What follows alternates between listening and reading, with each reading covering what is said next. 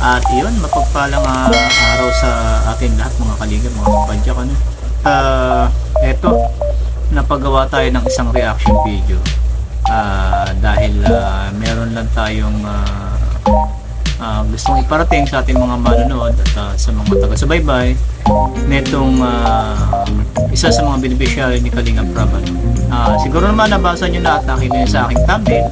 At eto, bibigyan natin ng isang reaction video itong di umano ay nanggagamit kaya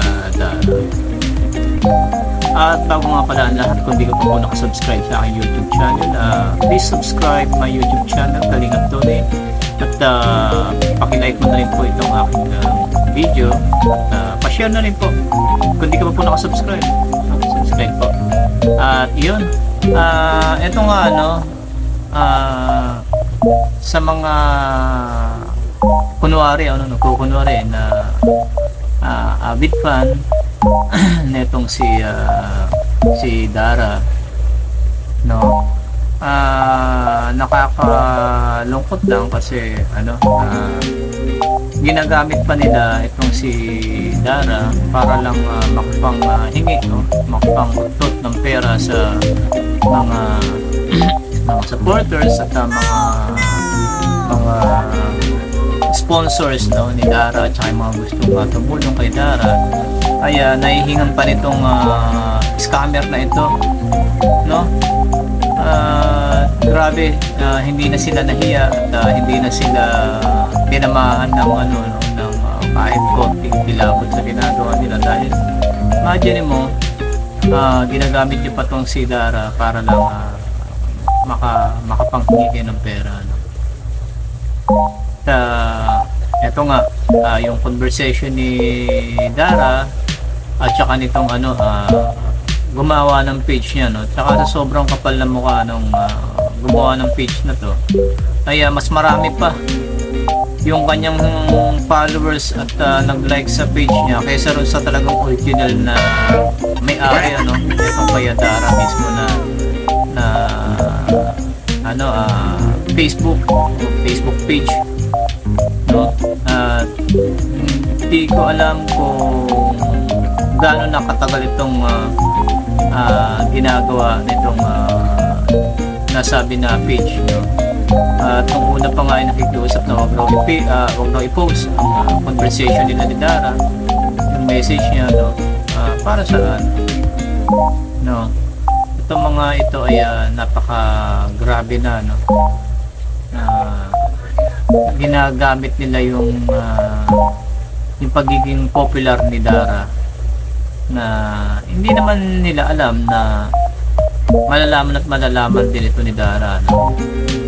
Kasi may mga nagsusumbong na supporters na nanghihingi nga raw itong nagkukunwaring siya, no. Dinaya yung kanyang profile, dinaya yung pangalan, sabi nga na palitan na lang daw, sabi papalitan daw, pero siguro nung nakapanghingi na ay ginawa ng bisyo, no. Grabe itong mga ito, no.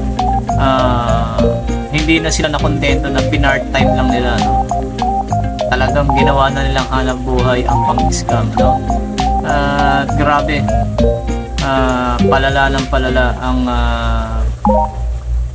mga ganitong sistema, no, sa mundo ng social media. Kaya dapat talaga maging aware tayo at kung kinakailangan tawagan muna natin yung pagsisenda natin ng pera, tawagan muna natin bago tayo magbigay, kasi marami talaga ngayon na nagpapanggap na sila itong kagaya ng kay Dara, papanggap para kasi alam nila na mabait si Dara at saka isang hiling lang ni Dara napagbibigyan siya ng supporters niya. Hindi nila alam na matalino ang mga supporters at saka mga sponsors nito ni Dara, kaya hindi agad ito nagbibigay. Pero yung iba nga lang talagang nung umpisa talagang nadali, nahingan talaga. Kaya yan, pang ilang post na to ni Dara, no, ng awareness tungkol dun sa kanyang nire-report na page, no, na ginamit yung kanyang profile picture at yung kanyang pangalan, no? Kaya yun,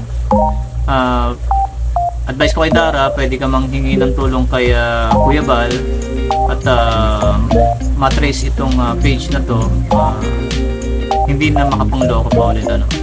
At sa mga nag-send naman ng pera dito sa page na to, ay pwede nyo i-trace ito sa mga gamit nilang account na pinagsisendan, di ba? Para matigil na yung mga ganyang sistema. Marami pa rin talagang bulok ang sikmura sa panahon ngayon, at yun, na hindi marunong lumaban ng patas, ano.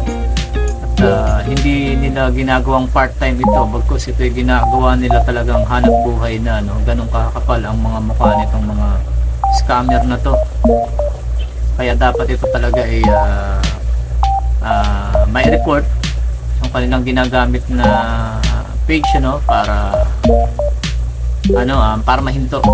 Nakawawa rin naman si Dara at saka yung family niya, yung kapatid niya, na imbis na di ba wala silang iniintindi at saka sila yung talagang magbe-benefit dito sa mga ay napupunta pa rito sa mga manlolokong ito.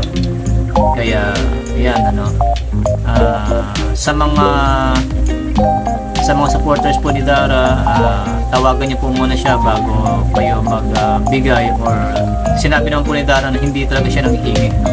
Kaya kung may mag-chat sa inyo na Dara ang pangalan at ginagamit ang profile ni Dara, ay mas magandang tawagan niyo muna o wag kayo magbibigay, kasi hindi po talaga nanghihingi si Dara sa mga supporters niya, no? Hindi po ganoon ang pagkakakilala kay Dara kahit nung umpisa pa lang, no? Hindi sila mahilig manghingi.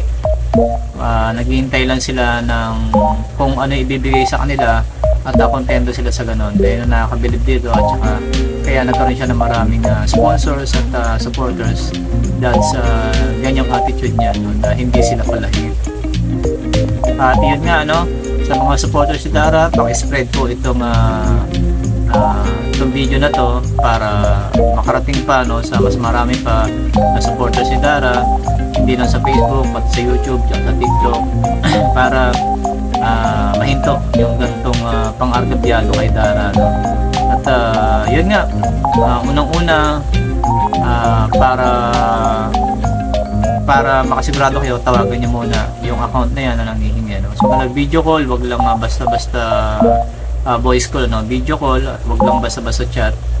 At yun, sana maging patas na to sa lahat, at sana itigil na nila dahil kawawa naman si Dara, no? At saka wag na nilang gamitin yung bata para lang sa pansarili nila na interes, at magtrabaho na lang kayo ng maayos, magtrabaho kayo ng patas, kumain kayo ng patas para sa pamilya nyo, no? Lahat naman tayo may mga kalokohan, pero wag yung tambayan, no? Daanan nyo lang, pagbago kayo, wag nyong gawing hanap buhay na ito na panghabang buhay, no? Yun lang, napagawa na ako ng isang reaction video dahil nagpaalam naman tayo kay Dara, no? Dahil yun nga, very alarming, at nakakainis na rin, no? Ang dami na rin gumagawa ng ganyan dito sa social media. At yun, maraming salamat sa lahat. Kung umabot sa part ng video na to, ay maraming salamat sa iyo. Pakiwanan na rin ako ng like, at saka comment. Yun, pa-share na rin po ng video, at kung di ka pa nakasubscribe sa aking YouTube channel, pa-subscribe na lang po. Maraming salamat po sa lahat, at patuloy po natin suportahan ang mga video na ginagawa at pinaghihirapan nila Kalingap Rob at ng buong team. Maraming salamat sa mga supporters, sa mga OFWs, sa mga sponsors po ng buong team Kalingap. Maraming salamat po. Mabuhay po kayong lahat, at God bless po sa inyo. Bye bye.